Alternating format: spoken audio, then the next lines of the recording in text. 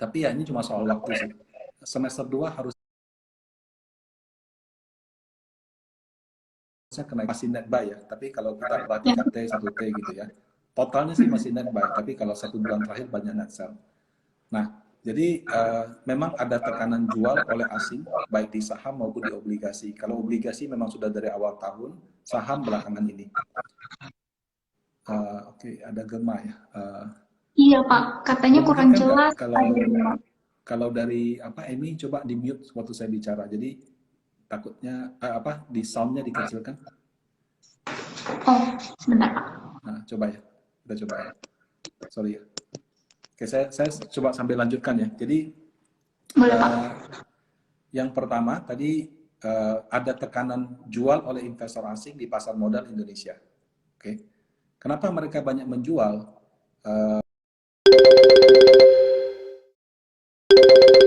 Bagian besar daripada cadangan devisa gitu. Nah, kalau misalkan suku bunga Amerika naik, suku bunga Indonesia tidak, itu akan menjadi signal bagi asing untuk mengurangi dulu. Kenapa? Karena dia tidak nyaman, dia takut kursnya bisa ke 16.000, 17.000 atau bahkan lebih rendah lagi. Nah, jadi karena alasan itulah asing banyak menjual di pasar modal. Nah, kombinasi antara sentimen negatif ya, adanya asumsi semester 2 jangan-jangan surplus dagang kita sudah nggak sebanyak semester 1. Plus karena BI rate kita dianggap terlambat ya, di mana-mana sudah naik kita belum naik, jadi asing banyak net sell. Nah, itu memang menjadi sentimen negatif ya. Dalam waktu dekat bisa saja sedikit di atas 15.000. Tapi sampai dengan akhir tahun saya sudah banyak diskusi dengan Pak Winston ya, Direktur Investasi Panen Aset. Dia memiliki keyakinan yang cukup kuat, harusnya kurs rupiah itu bisa antara 14.500 sampai 14.900. Kenapa? Pertama, ya kita masih surplus. Ya. Kemudian surplusnya itu menyebabkan negara belum banyak menerbitkan obligasi. Nah, kemudian yang kedua, dari sisi eh, dari sisi inflasi, pemerintah mati-matian menahan inflasi nggak tinggi dengan cara subsidi di BBM sama di listrik gitu. Nah, itu sebenarnya suatu sinyal yang bagus. Negara lain lagi kesulitan, kenapa? Harganya pakai harga market, masyarakatnya kesulitan. Nah, jadi dengan kombinasi dari surplus dan inflasi yang terkendali, plus secara psikologis, eh, angka nilai tukar di 15.000 itu punya arti yang besar gitu. Kalau buat pemerintah, misalnya kalau kursnya di atas 15.000, itu bisa ada namanya imported inflation. Jadi imported inflation itu artinya misalkan kita beli barang dari Singapura, ya, beli barang dari China, beli barang dari Thailand atau negara lain. Mata uangnya dolar. Tadinya harganya $1 14.500, sekarang sama $1 jadi 15.000. Jadi harga barang naik karena kurs yang melemah. Ya, jadi bisa satu inflasi karena itu. Sekarang sudah ada efeknya seperti itu. Nah, kemudian yang kedua, buat oposisi itu bisa jadi gorengan politik yang sangat kuat gitu. Nah, jadi kalau misalnya inflasinya kelewat batas, rupiah kita melemah lebih dari 15.000 dan bertahan cukup lama, itu bisa menjadi bahan politik yang semakin panas. Kita pemilu memang 2024, tapi kalau kita lihat berita kan sekarang sudah bahas capres-capres sudah sangat intens kan. Nah, jadi kami memiliki keyakinan bahwa pemerintah dan Bank Indonesia akan berupaya menahan kurs di level 15.000, walaupun belum tentu akan berlangsung selamanya ya. Nah, cara yang paling efektif supaya kurs kita tidak melemah adalah sangat tergantung kepada rapat Dewan Gubernur di bulan Juli ini. Jadi kalau misalnya bulan Juli di bawah 15.000. Nah, seperti itu, Emi. Oke. Nah, eh, isu dari pelemahan nilai tukar mata uang ini tentunya bukan hanya dialami oleh Indonesia aja di negara kita ya Pak ya. Maksudnya di negara-negara lain pun rata-rata nilai mata uangnya melemah terhadap US dollar. Nah, kira-kira menurut view Pak Rudi nih, apakah nilai mata uang rupiah jauh lebih baik nih ketimbang negara lain? Karena kan kita tahu bahwa beberapa negara sudah ada yang menyatakan bangkrut ya Pak, atau misalnya tingkat inflasi di negara tersebut itu terlalu tinggi gitu. Nah, bagaimana Pak? Ya, kita termasuk negara yang beruntung ya. Kenapa? Karena pada saat situasi seperti sekarang, terjadi krisis energi, krisis bahan pangan dan lain-lain, Indonesia itu penghasil energi yang utama untuk batu bara, ya. Kemudian komoditas memang kita tidak independen, yang ada yang kita impor dari luar negeri, tapi total general yang kita ekspor masih lebih besar daripada yang kita impor. Jadi kita masih ada surplus. Nah, negara-negara yang dalam kesulitan besar ya kayak Sri Lanka, kemudian satu lagi kemarin apa ya, Turki. Kalau Turki Pak. Ya, Sri Lanka, Turki, mereka importnya lebih besar daripada ekspor. Nah, ketika dolarnya meningkat, jadi double tekanannya. Jadi saya harus beli barang dari luar negeri menggunakan dolar, yang dulunya dolarnya $1 14.500, sekarang 15.000. Yang saya ekspor keluar lebih sedikit. Ya, jadi itu kalau negara yang dia punya neraca dagang ya, ekspor impornya negatif, itu ketika dolar menguat itu bisa sangat fatal. Indonesia menurut saya sangat beruntung. Kita walaupun dulu-dulunya defisit, tapi karena sekarang harga energi tinggi kita surplus, nah itu menyelamatkan Indonesia sehingga kalaupun melemah harusnya tidak sampai melemah signifikan seperti negara lain. Nah, seperti itu. Nah, banyak juga nih sahabat Pandin AM yang penasaran Pak. Dari semua pembahasan market update hari ini, mungkin kita semua bertanya-tanya, apakah investasi pasar modal di Indonesia masih menarik? Dan ya yang seperti kita tahu Pak, bahwa IHSG salah satunya sudah melemah selama 6 hari berturut-turut dari minggu kemarin, kemudian hari kemarin naik nih 0, sekian persen dan hari ini turun lagi Pak. Gitu. Nah kira-kira bagaimana view Bapak akan hal ini? Kemudian mungkin kita semua pengen tahu juga Pak, prediksi akhir tahun untuk IHSG ini ada di level berapa? Ya, dari Pandin Aset masih belum mengubah target. Kita sempat ubah sih, kalau di semester 1 kita bilang IHSG antara 7.400 sampai 7.600. Kemudian ketika booming komoditasnya ternyata masih lanjut, kita memperbaiki ya, tapi tidak tinggi sih, cuma range-nya aja. Jadi 7476 menjadi 75 sampai 80. Nah, sekarang kan ada gonjang-ganjing ini itu ya. Masih yakin nggak? Ya, sampai dengan hari ini kita masih belum melakukan perubahan target. Alasannya ya tadi itu, surplus daripada dagang masih banyak gitu ya. Nah, dalam situasi seperti sekarang, ketika inflasi tinggi, energinya sedang krisis, orang akan mencari energi. Nah, negara penghasil energi masih adalah Indonesia. Ya. Nah, itu baru dari sektor energi. Kemudian kalau dari sektor lain ya, perbankan misalnya.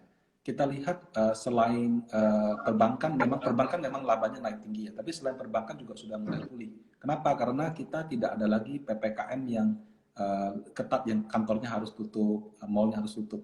Sekarang kan lebih enak ya, masuk ke mall boleh, tapi syaratnya mungkin harus booster seperti itu. Nah, di negara lain sudah dilonggarkan dari tahun-tahun lalu. Indonesia enggak, Indonesia cukup ketat.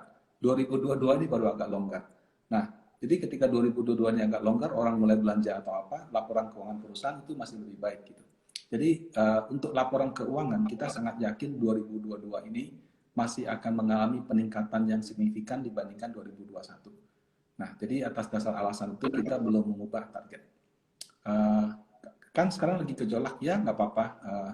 Padahal kalau Bapak Ibu ingat ya, sebelum Lebaran kayaknya indeksnya orang sudah prediksi mau ke 8.000 atau 9.000 karena naik terus kan. Baru setelah masuk ini berubah kan. Nah, yang orang khawatirkan kan kenaikan suku bunga yang agresif dari Amerika. Betul, suku bunga Amerika memang naik agresif untuk mengontrol inflasi yang terlalu tinggi. Tapi sekarang kalau bunganya naik lagi, itu ada resiko lain. Mereka akan jatuh ke dalam resesi. Nah, contoh paling gampang gini. Kemarin saya sempat lihat ada satu tulisannya.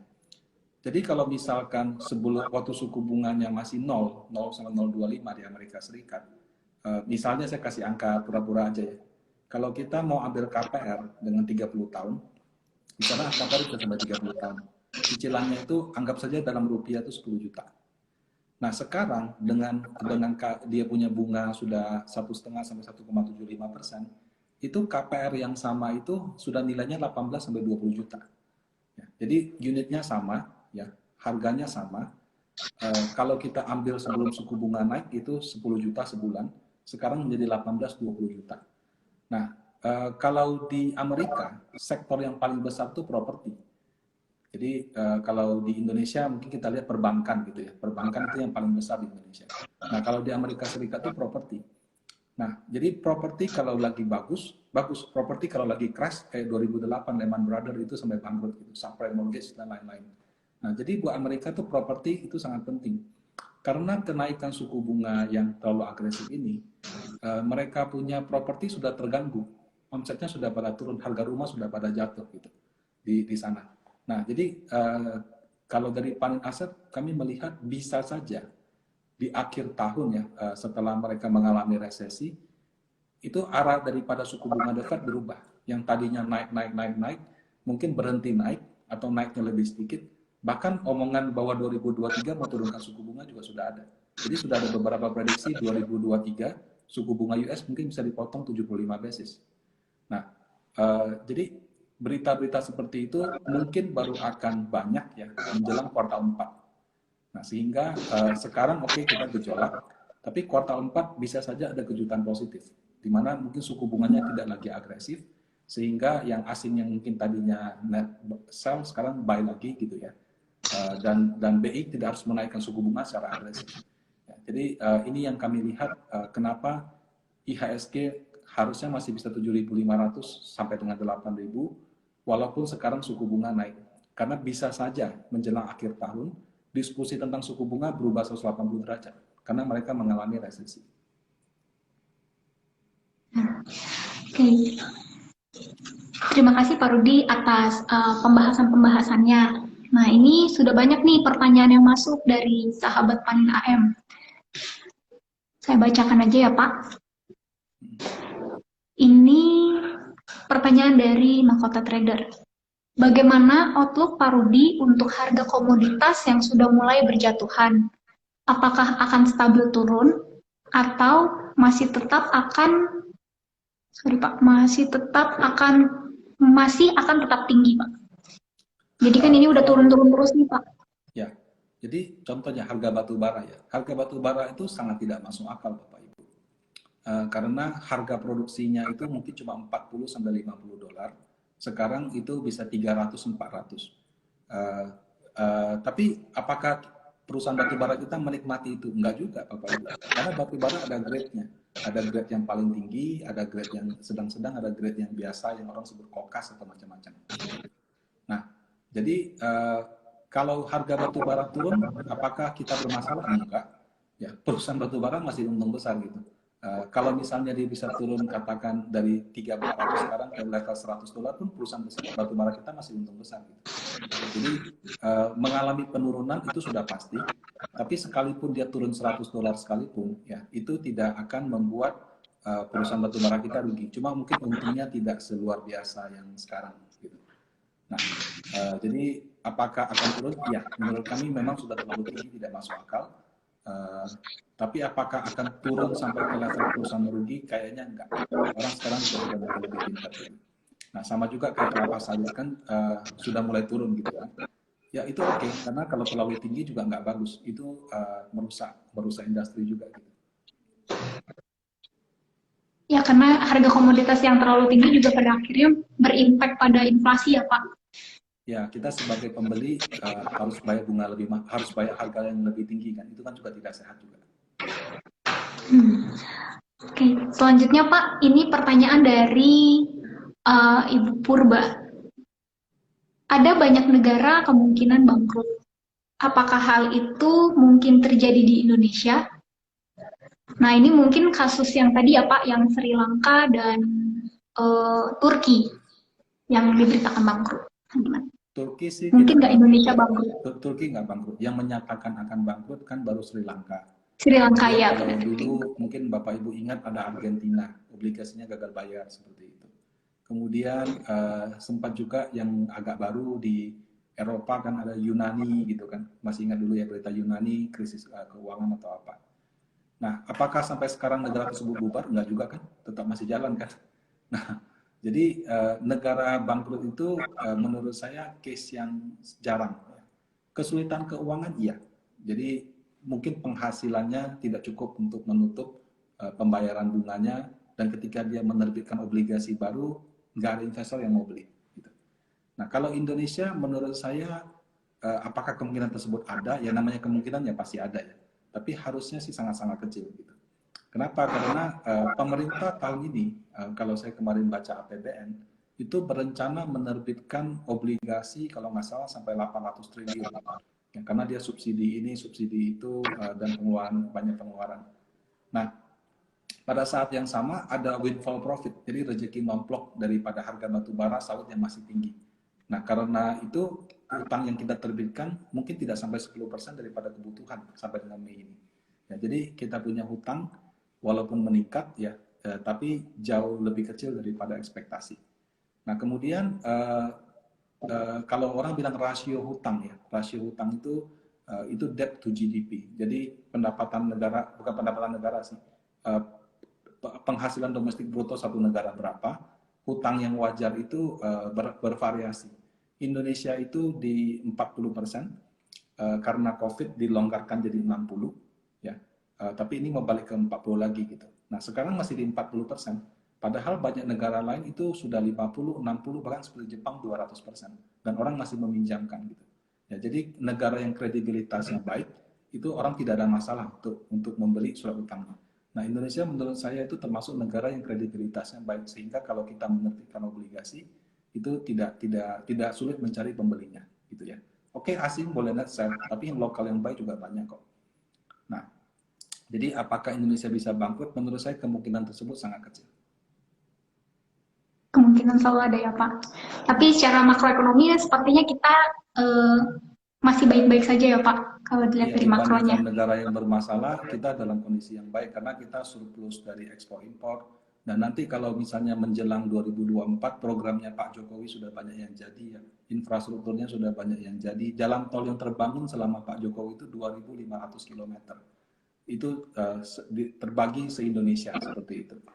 Udah begitu, dulu kita ekspor itu barang mentah. Sekarang yang kita ekspor barang setengah jadi, barang jadi.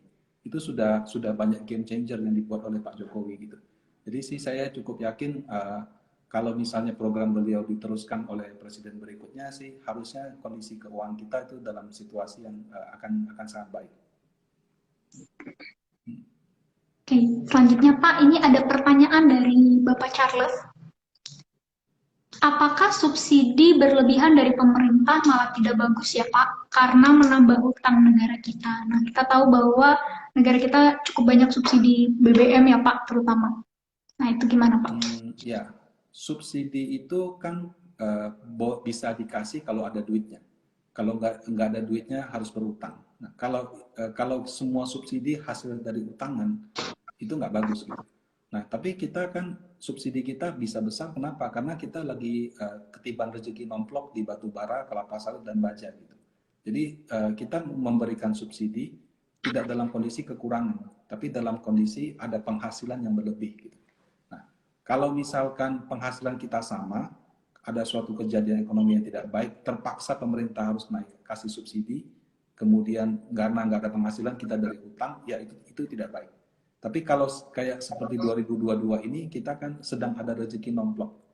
Ya, jadi kalau menurut saya, subsidi yang besar pada tahun ini mungkin pertaruhan Pak Jokowi. Jadi kalau misalkan 2023 harga komoditas sudah mulai turun, daya beli masyarakat masih terjaga.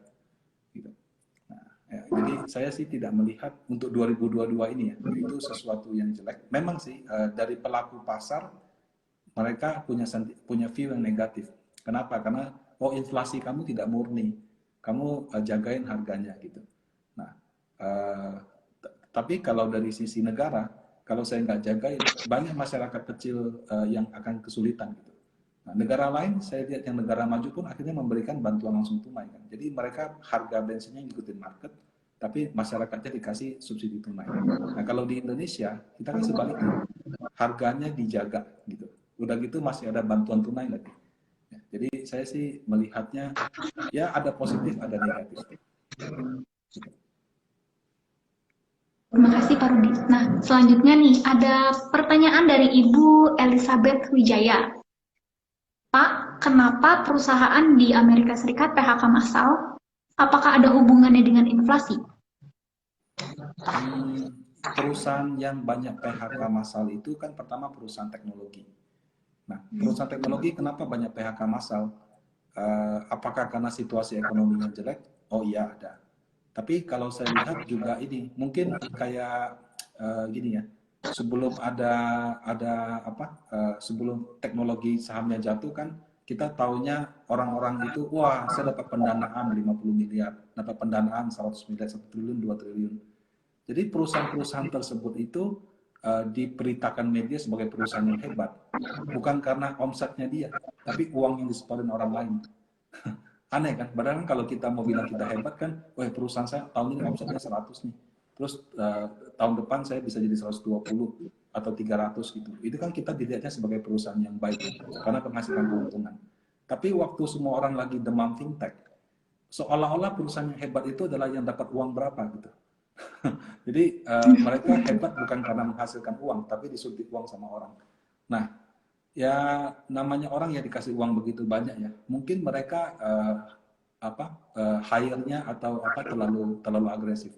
Saya di industri juga merasakan banyak penawaran-penawaran untuk menghijack orang-orang yang kerja di bank, sekuritas, manajer investasi untuk pindah ke sana dengan gaji yang sangat tinggi gitu, atau lebih tinggi lah dibandingkan rata-rata industri gitu. Nah, akibat daripada melakukan hal tersebut, ketika orang sudah mulai sadar lebih penting menghasilkan duit bukan dikasih duit berapa, dan ternyata ekonomi lagi kurang baik, ya mereka terpaksa harus melakukan PHK. Jadi mungkin kebijakan hiring, kebijakan rekrutmen mereka terlalu agresif. Kasih gaji tinggi bukan nggak boleh Bapak Ibu, cuma kalau kasih gaji tinggi kan harus setara sama hasilnya. Nah sementara gaji tinggi yang dikasih bukan dari usaha kita sendiri, dari uangnya orang lain. Ketika orang sudah berhenti kasih uang, ya saya nggak ada uang lagi buat dibakar gitu. Ya, jadi saya lihat kalau di fintech seperti itu. Tapi kalau yang di non fintech, di perusahaan-perusahaan konvensional, saya kira itu karena pelambatan bisnis. Jadi karena inflasi yang tinggi, kalau sekarang misalnya gajinya sama atau ada kenaikan, kenaikan gaji kan tidak besar Bapak Ibu. Di negara maju itu cuma 2%. Indonesia karena inflasi yang rendah juga memang nggak gitu besar beberapa tahun ini. Sementara harga barang naiknya tinggi. Nah kalau dalam situasi seperti itu, kalau saya punya uang, apa yang saya lakukan? Ya saya fokus untuk bayar cicilan KPR. Kalau saya nyicil KPR, kalau enggak untuk bayar sewa, gitu ya. Kemudian yang lain-lain adalah di bahan pangan.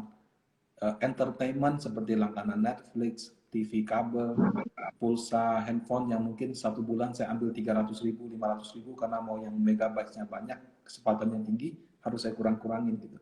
Nah, jadi akibat orang mulai adjust dia punya lifestyle, itu menyebabkan omset perusahaan juga mulai turun gitu. Nah, jadi PHK di Amerika Serikat saya kira ada yang karena kebijakan rekrutmen yang terlalu agresif, plus memang ada juga dari sisi pelambatan ekonomi. Ekonomi. Oke, Pak. Selanjutnya pertanyaan dari Bu Ade Kwan. Pak, selama Fed masih agresif menaikkan suku bunga, apakah rupiah akan cenderung melemah meskipun dengan mempertimbangkan kita adalah negara pengekspor energi? Ya, tadi sudah saya jelaskan. View Panin adalah kurs rupiah yang wajar di 2022 ini adalah 14.500 sampai 14.900. Kalau Anda sependapat dengan View Panin, ketika kursnya 15.000 atau 15.200, yang punya dolar menurut saya boleh dirupiahkan. Jadi kamu untung kurs di situ. Apakah akan kembali gitu ya, dan kapan? Ya sekarang memang masih akan gejolak karena kan arah bicaranya masih bunga naik. Tapi kami percaya ya setelah Amerika Serikat data GDP kuartal 2-nya diumumkan di bulan Agustus awal nanti, itu sangat besar kemungkinan mereka akan resesi. Nah ketika resesi, arah suku bunga mungkin tidak akan agresif seperti sekarang, jadi berubahnya cepat gitu. Nah kapan berubahnya? Mungkin tidak langsung, mungkin harus tunggu Oktober, November, atau Desember. Nah, pada saat-saat itu bisa saja kenaikan suku bunganya sudah bukan tinggi seperti sekarang. Bahkan sudah diskusinya 2023 supaya tidak resesi, berapa harus saya potong suku bunganya. Nah, gitu. Jadi supaya ekonomi juga berjalan ya, Pak ya? Ya, betul. Jadi view kami adalah, ya betul, mungkin dalam waktu dekat bisa aja lewat kalau orang panik atau apa. Tapi bisa saja di akhir tahun arah diskusi berubah 180 derajat. Ini sekali lagi ini pandangan ya. Bisa benar, bisa salah, dan Anda bebas boleh sependapat ataupun tidak. Seperti itu. Ya, ya.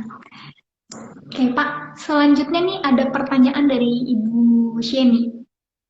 Kelihatannya Indonesia dalam bulan ini akan menaikkan suku bunganya. Nah, intinya kalau tingkat suku bunga ini naik, obligasi negara akan turun ya Pak. Jadi ya itu Pak pertanyaan, bagaimana view Bapak? Kalau BI naikin suku bunga, apakah obligasi negara Indonesia akan turun lebih dalam lagi mungkin? Teorinya adalah kalau bunga naik, harga obligasi turun, bunga naik.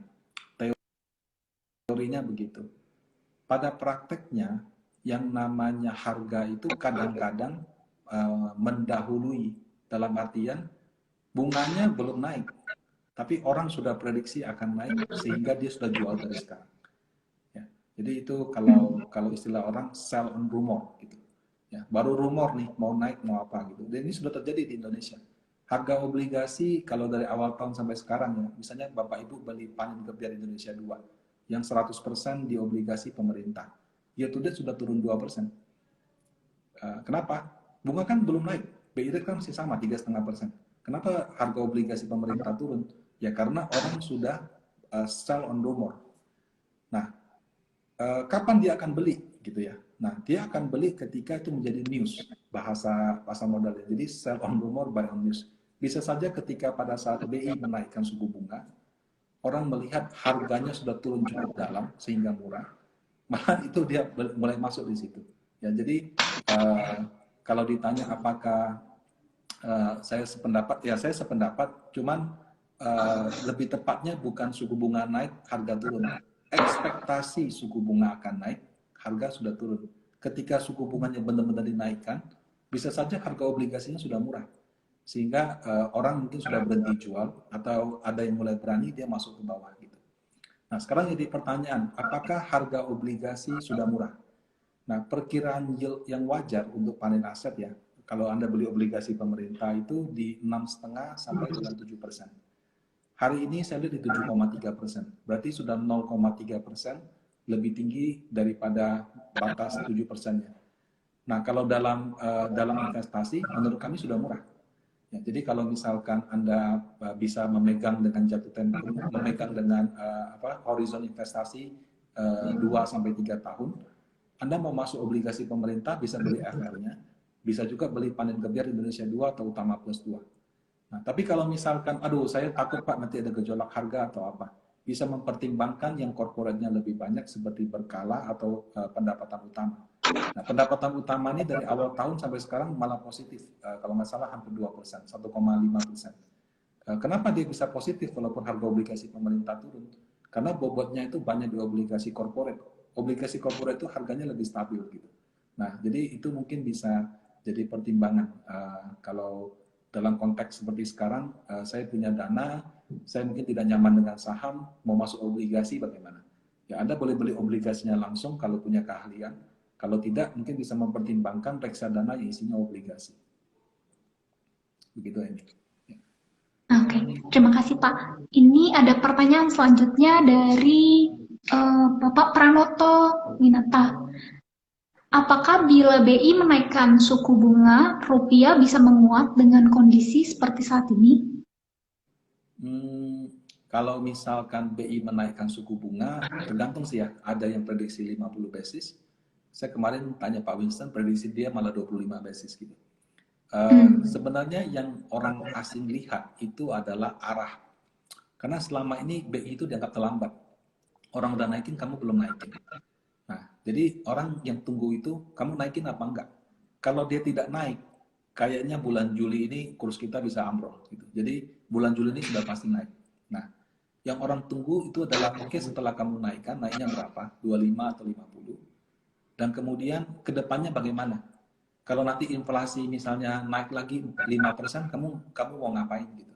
Nah, statement-statement seperti itu yang ditunggu oleh investor asing. Jadi kalau misalnya mereka merasa, oh BI sudah mulai ngejar nih, dia mulai naikin suku bunga juga, Dan kalau nanti inflasi lebih tinggi, kita juga bisa naik lagi. Mungkin rupiah kita akan mulai stable. Tapi kalau misalnya dia masih bersikeras, ya kita masih mau menjaga daya beli masyarakat, kita nggak mau naikin atau apa. Nah itu bisa membuat asumsi bahwa rupiah bisa melemah lebih lanjut. Walaupun fundamental kita bagus, ekspor kita surplus gitu. Ya.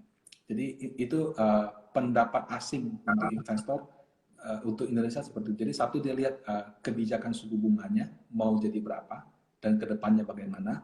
Nah satu lagi yang juga mungkin bisa membuat asing balik masuk itu adalah BBM, karena buat investor asing subsidi BBM itu menjadikan inflasi Indonesia tidak realistis. Maksudnya tidak mencerminkan kondisi yang sebenarnya. Ya. Tapi ya tidak apa-apa.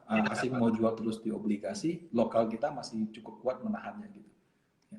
Nah itu pendapat saya untuk BI. Mau seperti apa? Kalau nggak salah tanggal 20-21 Juli ini. Jadi 2 minggu lagi juga sudah ada keputusan, Pak. Jadi ini investor cenderung menunggu ya Pak saat ini ya? Iya, Menunggu kalau keputusan. untuk obligasi, ya sekarang WNC. Jadi dia lagi tunggu nih. Nanti tanggal 20-21 Juli itu bunganya mau naik jadi berapa, dan kedepannya bagaimana. Itu yang lebih penting sih. Jadi kedepannya bagaimana. Gitu. Oke. Nah Pak, selanjutnya ada pertanyaan dari Ibu Nabila nih Pak. Pak, saya mau tanya, kenapa hari ini market IHSG hancur? Padahal kemarin sudah naik nih Pak, tapi hari ini turun cukup dalam. Turun berapa ya? 1 ya kalau nggak salah. Turun tadi sebelum makan siang 1, sekian sih Pak. Oh, ya kalau menurut saya ya itu biasalah volatility market gitu. 1% yang belum hancur, hancur itu turun 7 gitu. Auto reject bawah semua saham. Tapi kalau 1% menurut saya ya koreksi normal sih. Memang asing sedang tinggi. Kenapa? Karena yang tadi mereka jadi mereka bukan tidak nyaman dengan outlook saham-saham Indonesia. Saham Indonesia itu kalau nanti kamu tunggu laporan keuangan BCA, BRI Mandiri, Adaro, PTBA kuartal 2, itu saya garansi akan lebih, mungkin nggak garansi lah, tapi 99% akan lebih tinggi daripada periode yang sama tahun lalu. Nah, yang mereka tidak nyaman itu adalah nilai tukarnya. Gitu. Jadi mereka khawatir untung di sahamnya, rugi di kursnya gitu. Jadi sementara diamankan dulu. Kalau nanti arah suku bunganya sudah lebih clear ya, bisa saja ya. Sekali lagi kita nggak tahu juga pastinya. Tapi bisa saja pendapatnya bisa agak berubah. Oke Pak, selanjutnya nih Pak, ada pertanyaan dari Bu Nelly Yuliana. Dengan kondisi saat ini, produk investasi mana yang prospeknya masih menenangkan? Menenangkan Pak. Ada gangguan sinyal, nggak apa-apa. Jadi saya sudah baca yang di boxnya. Oke. Jadi kalau kita berbicara saat ini ya, kalau lagi turun gitu ya beli reksadana saham Bapak Ibu. Nah kalau misalkan Anda mau beli reksadana, mau bingungnya apa bagus ya, mungkin bisa yang sesuai dengan indeks. Kalau di kita ada IDX 30 yang meniru IDX 30, isinya saham-saham blue chip. Ada juga Beta One yang mencoba meniru IHSG. Nah, setelah tidak ada saham-saham gorengan digital seperti tahun-tahun lalu, tahun ini sudah mulai ngikut sama IHSG gitu.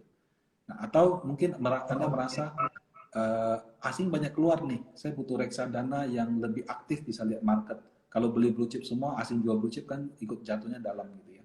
Nah itu bisa memilih reksadana saham yang lain. Yang lain itu mulai dari Maxima, Ultima, Infra, Syariah Saham, Teladan, dan apa namanya, Beta One, Prima, Maxima, Prima, Ultima, Syariah Saham. Nah, tahun ini memang ada 2 reksadana saham panin yang cukup baik ya. Year to date-nya yaitu Maxima dan Ultima, di mana IHSG-nya baru sekitar 2-3% mungkin dengan harga sekarang. Sementara dia punya kenaikan itu 15-20%. Apakah itu suatu garansi bahwa dia akan bagus juga tahun depan? Kadang-kadang agak susah juga. Kenapa? Karena reksadana dengan pengelolaan aktif itu ada waktu-waktunya mereka bagus. Contoh tahun lalu itu Infra sama Syariah itu bagus sekali, Teladan juga. Kenapa? Karena mungkin mereka masuk ke sektor telekomunikasi, kemudian juga masuk ke sektor komoditi. Nah, tahun ini orang mulai beralih ke value stock. Orang cari saham-saham yang valuasinya murah. Dia nggak lihat sektor lagi gitu. Nah, tahun lalu infra teladan syariah bagus, tahun ini maksimal ultima bagus. Malah yang tahun lalu bagus, tahun ini so-so aja gitu. Nah, jadi kalau misalnya Anda beli reksadana yang aktif, itu bisa dibagi. Ya, bisa ke satu misalnya yang isinya beta 1 IDX 30 yang ini, kemudian dua lagi yang aktif dengan strategi yang berbeda. Karena kita juga nggak tahu tahun depan mana lagi yang akan bagus. Nah, kalau Ya. misalkan Anda tidak nyaman dengan saham, khawatir dengan itu, mau beli obligasi juga takut BI rate naik gitu ya. Mungkin bisa mempertimbangkan utama atau berkala yang bobot di corporate-nya lebih banyak. Nah, yang seperti itu memang akan ada gejolak juga, tapi paling tidak gejolaknya tidak besar. Ya. Nah, itu jadi beberapa yang bisa jadi pertimbangan Bapak Ibu. Begitu ini. Nah, baik. Ini merupakan pertanyaan yang terakhir, Pak. Itu dari Bu Holly. Pak, izin bertanya mengenai indeks saham LQ45 Juli tahun 2022, indeks LQ45 menguat 2,76%. Nah, saham-saham LQ45 yang menarik untuk dicermati pada semester 2 2022 apa saja ya, Pak?